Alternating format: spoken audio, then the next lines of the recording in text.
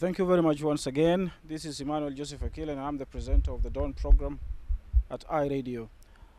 Uh, Ahead of the World Refugee Day, we're now hosting and having a guest with us today who is the UNHCR representative for South Sudan, Arafat Jamal. It's good to have you with us, Arafat. It's good to be here, Emmanuel. Thank you. First of all, as the representative of UNHCR in South Sudan, maybe briefly give us a background about UNHCR, particularly some of its activities here in South Sudan. And thank you for having me on the program. UNHCR is globally the agency to provide protection and solutions for refugees.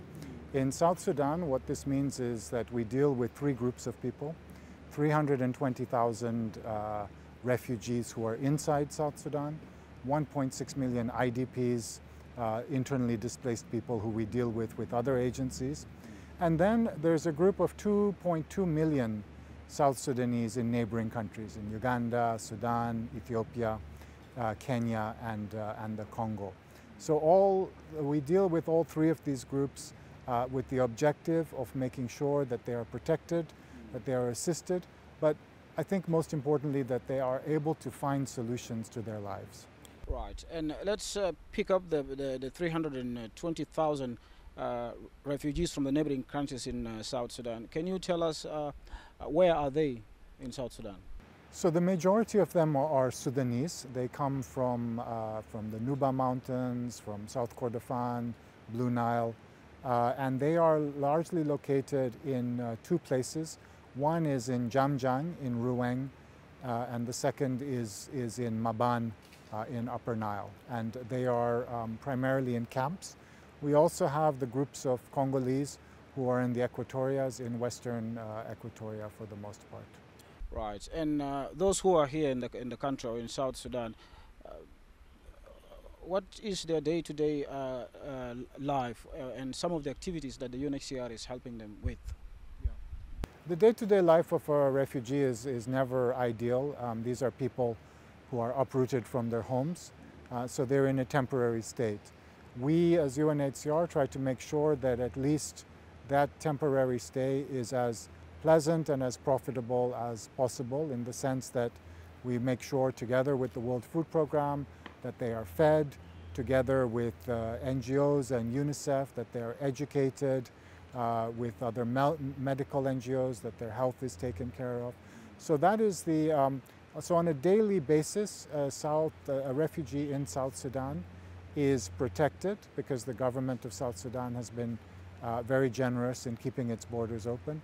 The person is largely assisted and has access to schools and to clinics as well. Right, and Arafat, talking about the medical services for the refugees as well as food, of course, together with the WFP. I understand also some of the donor countries have been raising concerns, and some have actually cut their support and funding to some of the UN agencies, of course, because of the coronavirus in their countries.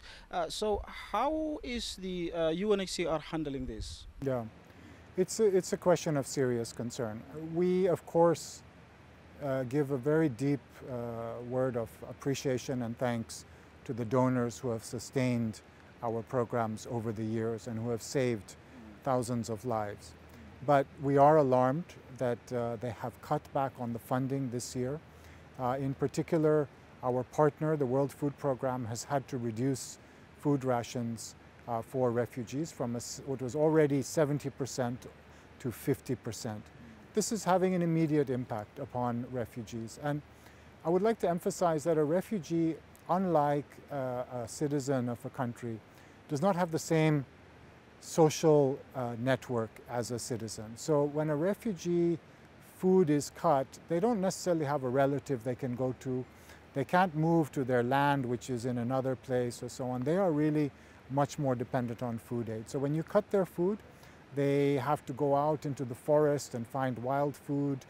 They may have to engage in negative practices like child labor, or they simply go on by one meal a day, and we're seeing a lot of suffering as a result of this. Yes, and have you recorded any statistics or number of people who have been affected by this cut in the rations you mentioned? Because sometimes they go for the child abduction, maybe.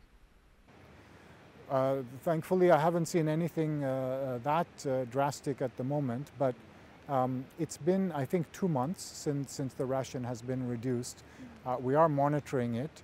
What we're seeing at the moment is some of these negative strategies, such as going into the forest for wild food, child labor, and cutting back on the number of meals. We are monitoring it closely, and we're also trying to find solutions. In the long term, what we really do hope is that we can actually, people don't need to depend on the food aid, but they could farm or they could have a livelihood. But it's happened too quickly, and it is having an effect today. Right, and with the donors cutting some funding because of the pandemic, the coronavirus in their countries, and you talked about 25% cut and going to 50. If this cut continues, how do you see the future of these refugees? Is there any plan B or an alternative for this? Yes, there is a plan B, which is that South Sudan has lived on humanitarian assistance for 10 years. I've worked now over 25 years for UNHCR in many countries in the world. Most of them are beset by conflict and poverty.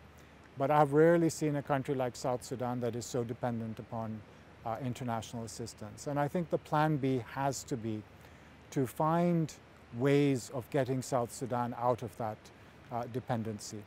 We think that there is a possibility of this, because in spite of this dark picture, we've also seen a hopeful picture, which is 400,000 South Sudanese from refugees from neighboring countries have returned home since 2017. They have done this spontaneously, and we feel that by doing that, they're voting with their feet. They are making peace themselves in a small way. And what we hope to do is create little pockets of hope where they've come back. It's not the whole country. A lot of the country is in famine, is in conflict, and so on. We're not talking about every place, but where there are these pockets, we hope to do more, and we hope to be able to create conditions for at least a small-scale development, peace, and solutions. Right. And Arafat, maybe can you describe to us also the relations between the 320,000 refugees in South Sudan and the host communities? Generally very good. There is a sense of brotherhood and kinship amongst them, to the extent where, for example, in Maban, recently, 3 months ago, there was some violence over there. And in fact, it was the host community, the South Sudanese, who sought shelter amongst the refugees. So really, there's a true sense of brotherhood. Likewise, when I went to Lasu in Western Equatoria, the Congolese refugees and the South Sudanese, they went to school together, they were farming together, there was almost no distinction amongst them. So I would say it's a very good relationship. Right, and maybe also tell us or talk to us briefly about some of the challenges facing UNHCR in general, and just like you mentioned earlier, the issue of funding. Right. I would say that there are three challenges. One is the funding, as I mentioned. We are at our funding has gone down over the last few years by something like 30%. And if that trend continues, we won't be able to support this population anymore. A second real challenge facing us is security of humanitarian workers, and we've seen a very worrying incidence of attacks on humanitarian workers. That's bad enough. What's even worse is if the attackers are not brought to justice. So that's one thing that I would really like to stress is the need for attackers to be brought to justice and for humanitarian work to continue. The third challenge, I think, is one of the imagination. And here, what I mean by this is, can we, as a community, donors, South Sudanese, international agencies, can we reimagine the situation in South Sudan as one of peace and solutions? And if we do that, what kind of programs can we do? Because I understand why a donor year after year may get tired of funding the same program and seeing no result. But if a donor feels that their money is money invested in the future of South Sudan, then I think we can attract more funding. We can attract World Bank funding, development funding, and so on. So really the third challenge of reimagining the situation here is what I'm spending a lot of time on, and I hope that we can reimagine this as a place of solutions, peace, and development with these pockets of hope where people are making the peace on their own by voting with their feet. Right. And before you wind up, can you give us some of the key messages from the UNHCR for this year's World Refugee Day? Yes, sure. It's about World Refugee Day because we've come and we still remain in this period of COVID. We are looking at coming together, sharing together, healing together, and shining together. It's a notion of togetherness. It's capturing the solidarity that has existed in COVID despite the hardship, and it's a hopeful message that we can actually, for the future, heal, share, and shine together. Right. And Arafat, tell us, how is the UNHCR South Sudan going to mark this day this year amidst the coronavirus pandemic, the World Refugee Day? We would, for South Sudan, besides this global message, we have a message of profound appreciation and gratitude to the government of South Sudan for always being open to refugees, to the people of South Sudan for receiving the refugees as sisters and brothers, and to the international community who, even though they have made some cuts, have nonetheless consistently supported this young country as it hosts refugees in its midst. I would really like to say thank you. I've been in this country for 6 months. I've managed to see 8 out of the 10 states so far, and I'm always impressed by how, despite the headlines, which would make you think that South Sudan is a place, is a disaster area. Despite that, people are generous, people are resilient, and the government is open. So I'd like to, I'm a guest in this country, but I would like to be the biggest champion of South Sudan internationally. Right. Thank you very much, Mr. Arafat, UNHCR representative for South Sudan, for speaking to our radio. Thanks, Emmanuel. Thank you.